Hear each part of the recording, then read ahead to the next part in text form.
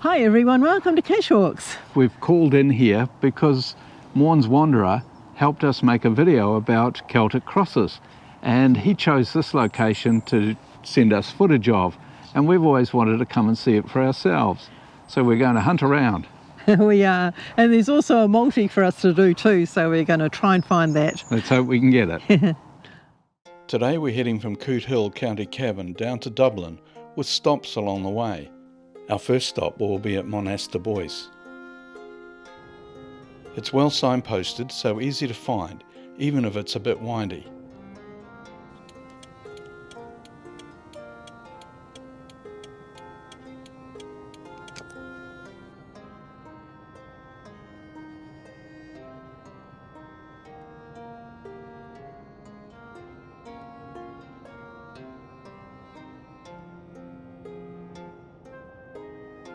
The Monasterboice ruins are the remains of an early Christian monastic settlement founded in the late 5th century.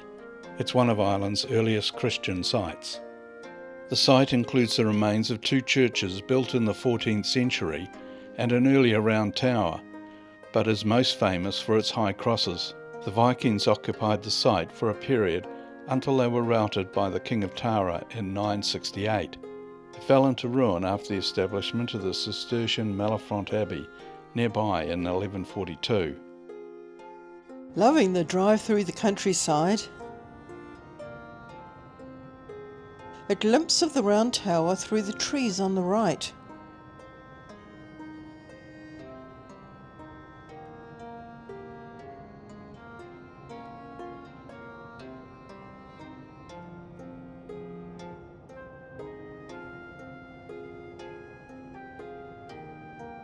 A good-sized car park on the left.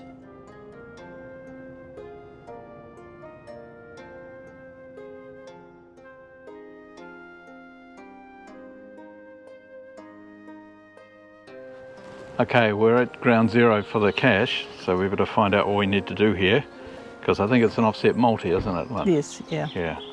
So, description. Go to the above coordinates and obtain the answer to the following questions. What is the number of this national monument?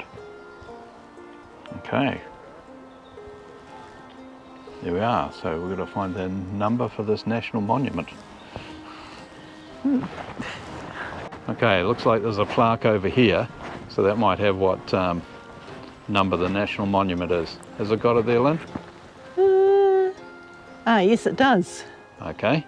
Right, they're the first numbers we need. Right, we have to write that down somewhere. Yep. Okay, we've put the coordinates in. So how far away is the cache? Just over 100 metres, so it's not too far. It's kind of looking right. Okay. So far, so good. Grab your backpack and we'll head off. Okay. Now we won't be able to show everybody exactly where this is. No. But we can show a sign in the log. We'll get to see in the cemetery and the high crosses and the tower, so that's good, isn't it? It is. Yeah, looking forward to seeing this in real life. Yes, it looked neat when Morn's Wanderer showed us on the in the video. I think this is where he waved goodbye on the video. Yes, yeah. This corner here.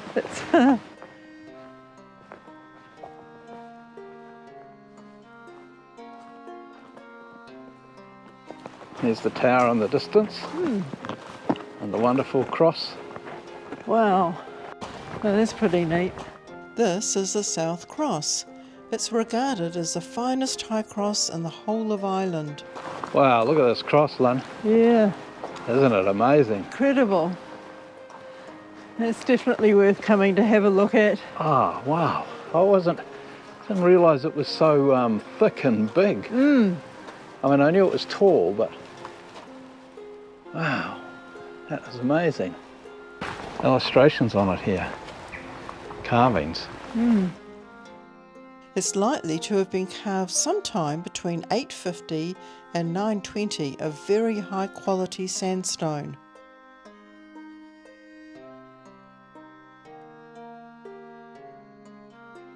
It stands 5.5 metres.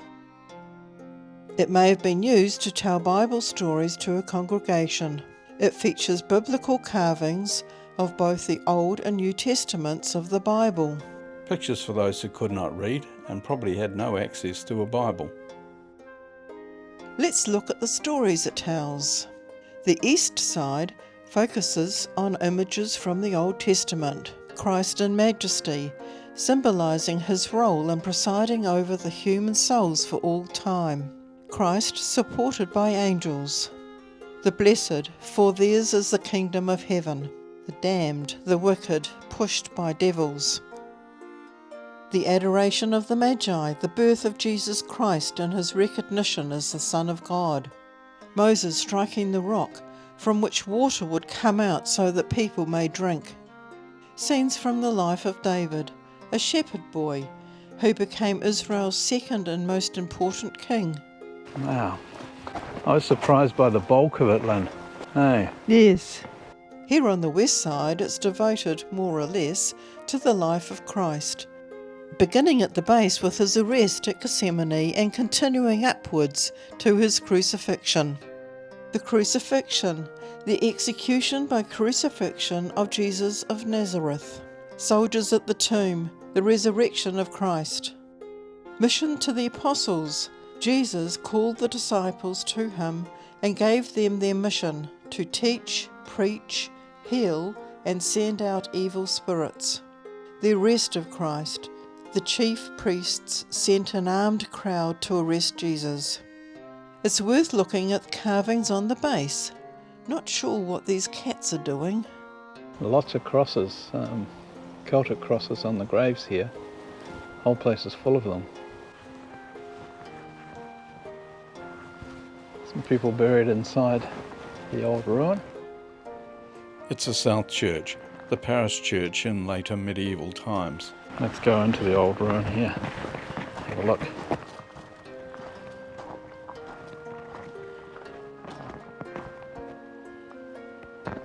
Graves have been nicely tended.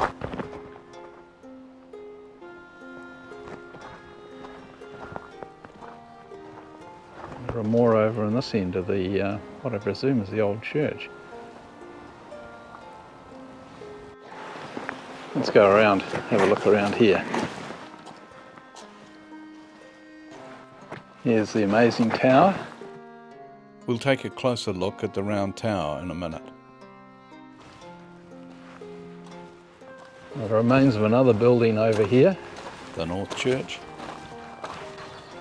and the other famous cross Morn's Wanderer showed us. This is the West Cross, or Tall Cross. It stands 7 metres or 23 feet high, the tallest high cross in Ireland. This one's taller, but it's not as massive, not as much bulk in it as the first one we looked at. You see some of the carving is really still very clear, but as you get down here you can see it's weathered around the base part here. It's much thinner and worn away. Not sure if that's the weather that's done that or whether it's the people touching it. It's also covered with biblical scenes.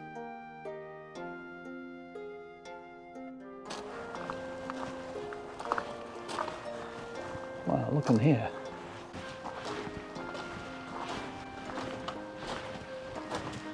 It's beautifully looked after.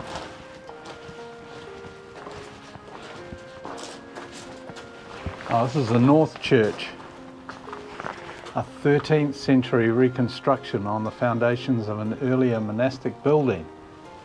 Wow, that's interesting. That's going back a long time, isn't it? Sure is. Yeah.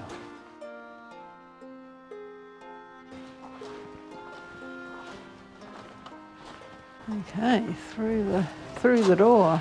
Through the doorway. Round Tower.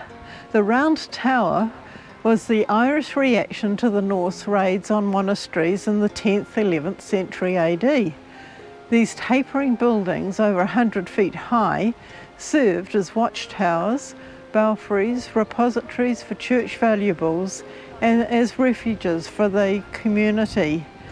The door, normally 15 to 20 feet above ground, was reached by a movable ladder, and the interior was divided into 4 or more stories. The present height of the tower is 110 feet. The level of the surroundings has been raised by burials and the conical cap is missing. Oh, cool. Interesting, isn't it? Yeah. In 1097, the tower fell victim to a destructive fire that consumed the monastic library and valuable treasures. The main reason for the entranceway being built above ground level was to maintain the structural integrity. The tower here has an underground foundation of only 60 centimetres. Building the door at ground level would have weakened the tower.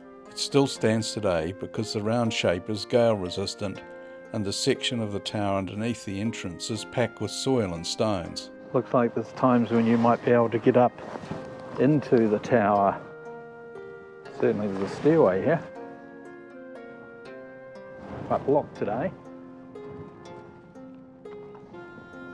But yeah, there's a ladder in there to go up. Big padlock on it, so no getting up there today. Might be able to put the camera through though. Don't know if I can fit it. Yep, can fit it. Let's see in here. Maybe I can put it out far enough for a view up to the top. Won't know till I pull the camera back in.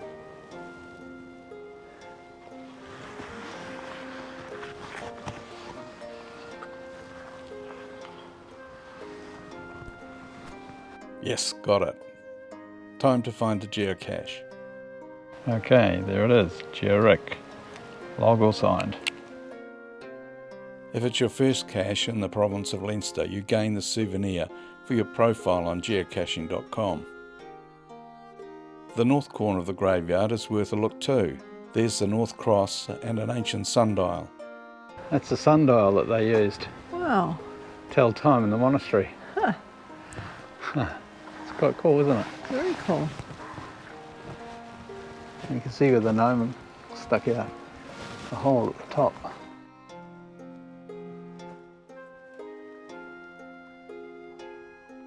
The North Cross, which has been heavily reconstructed, stands to the north, next to the remains of the old stone sundial.